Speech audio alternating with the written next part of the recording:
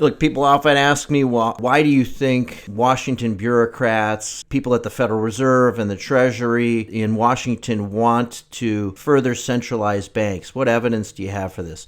Well, the most powerful evidence is in what they aren't doing and what they haven't done. Federal government and the Federal Reserve and the bureaucrats in Washington, since the great financial crisis in 2008, 2009, have had 15 years to do what they should have done, which is break up the large banks.